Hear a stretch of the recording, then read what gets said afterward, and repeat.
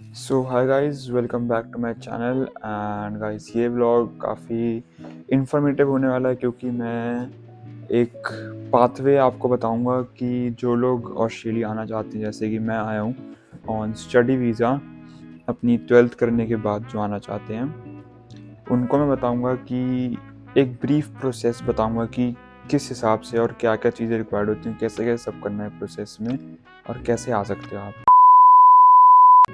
मैंने ये प्रोसेस अपना 1 साल पहले स्टार्ट कर दिया था, लाइक इन मई या जून में इन 2025, और अभी 2026 है, तो मैंने 1 साल पहले कर दिया था। और सबसे पहला स्टेप मेरा गाइस ये था, और आपका भी ये होना चाहिए कि आपको एक अच्छा एजेंट ढूंढना है जो आपका सारा फाइल्स एंड कॉलेज से, आपकी यूनिवर्सिटी से जो भी बात सब होगी वो उनके थ्रू हो जाएगी, और वीज़ा एंड ऑल ये सब उनके थ्रू होगा। एक अच्छा एजेंट ढूंढना है। मैंने अपना पर्सनली बताऊं, मैंने एजेंट पहले आईडीपी पे गया था, बट वहाँ पे मेरे को अच्छा रिस्पांस नहीं मिला। फिर मैं दूसरा एजेंट ढूंढा तो वो मेरे को मिला, which is in West Delhi तिरट नगर में। वो उनका नाम है इमिग्रेशन एक्सपर्ट करके हैं। तो उनकी टीम ने काफ़ी सपोर्ट किया मेरे को पूरे मेरे जर्नी में, और सारी चीज़ें अच्छे से सॉर्ट करी। तो पहला स्टेप, आपको एजेंट ढूंढ लिया।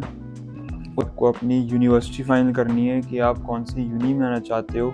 यहाँ यूनिवर्सिटी बहुत सारी हैं और सब अलग अलग कोर्सेज, अच्छे अच्छे कोर्सेज प्रोवाइड करती हैं अपनी यूनिवर्सिटी। और अपना कोर्स फाइनल करो, उनके साथ बैठ के डिस्कशन करो, वो आपको सजेशंस भी देंगे कि कौन सा आपको वैसे सबको अपना एक आइडिया होता है कि वो किस फील्ड में जाना चाहते हैं।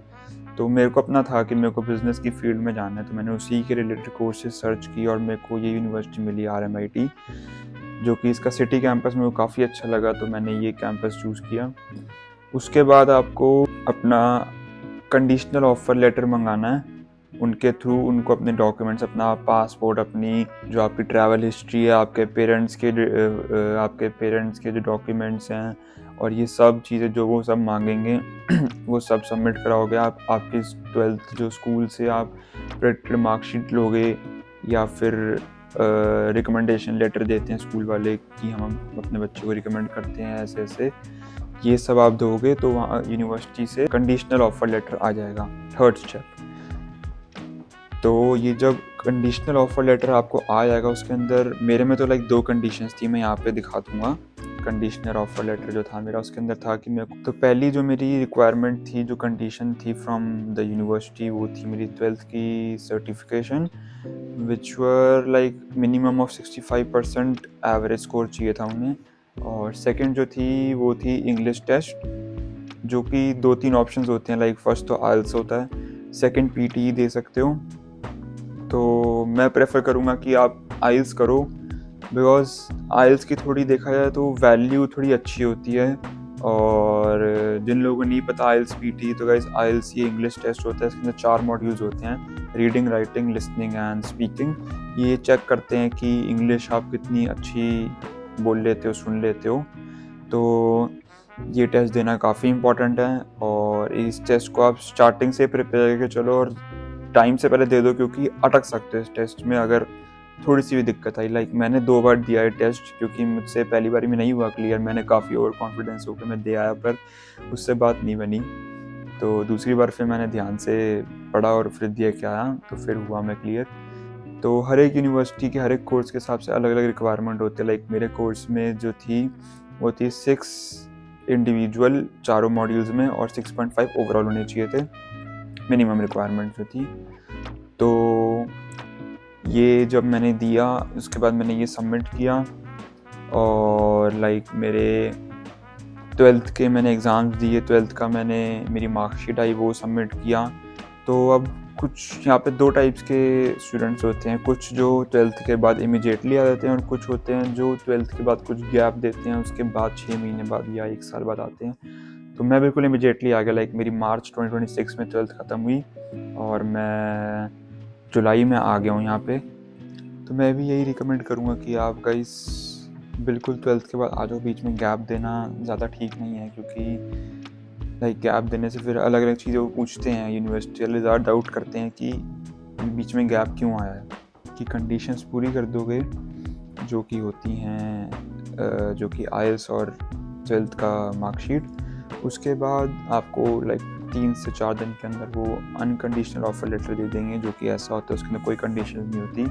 फ़ीस जो भी अमाउंट होती है वो पे करनी होती है 1 सेमेस्टर की, और मेडिकल इंश्योरेंस जो होती है उसके अंदर वो भी इंक्लूडेड होती है, वो भी पे करनी होती है।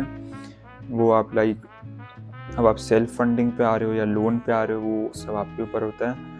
मैं सेल्फ फंडिंग आया हूँ और मेरे पेरेंट्स ने लाइक वो फ़ीस पे करी, उसके लिए भी काफ़ी प्रोसेस होता है।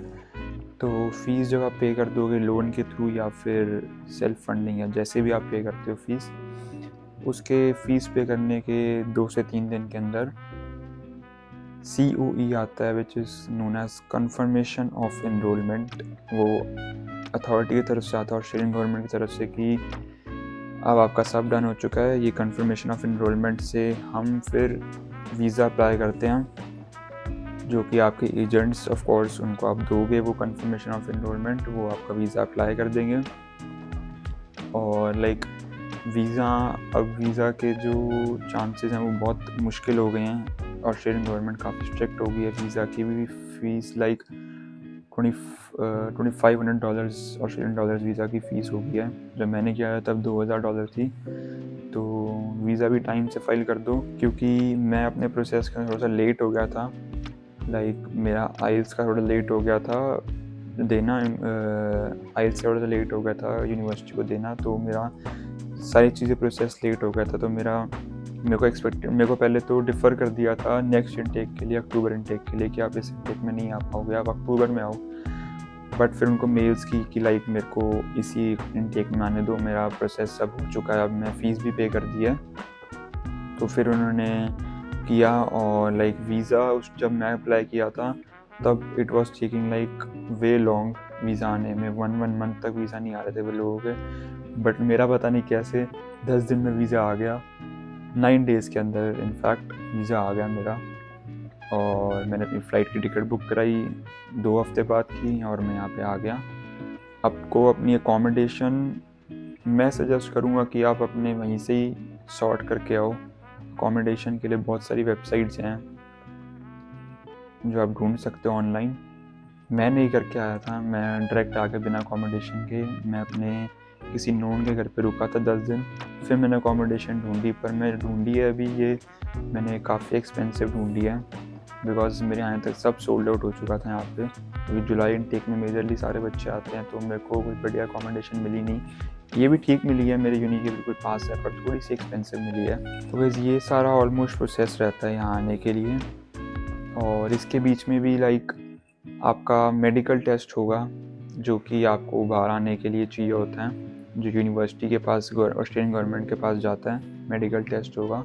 तो वैसे ये सब प्रोसेस होता है, कोई मतलब बहुत टफ प्रोसेस नहीं है। अगर आप करो टाइम से सब कुछ, मैं कहूँगा कि मिनिमम 8 महीने पहले तो प्रोसेस चालू कर दो, क्योंकि ये तो मैंने सिर्फ ऊपर से बताया। इसके छोटे छोटे डॉक्यूमेंट्स लाइक बैंक की डिटेल्स, ITR, ये सब जो पेरेंट्स की डिटेल्स लगती हैं, माई डिटेल्स लगती हैं, ये बहुत सारी होती हैं। इनको इकट्ठा करने में बहुत टाइम लग जाता है।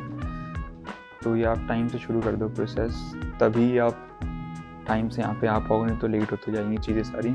अगर आपको अगला व्लॉग चाहिए जिसके मैं बताऊँगा कि यहाँ पे आने के बाद क्या क्या आपको फर्स्ट 10 दिन के अंदर जो चीज़ें करनी ज़रूरी हैं, वो मेरे को क्योंकि 1 महीना हो चुका है यहाँ पे आए हुए, मैंने सब चीज़ें फिगर आउट कर ली हैं कि क्या सब इम्पोर्टेंट होता है। तो that's it guys, thank you so much for watching, see you in the next vlog.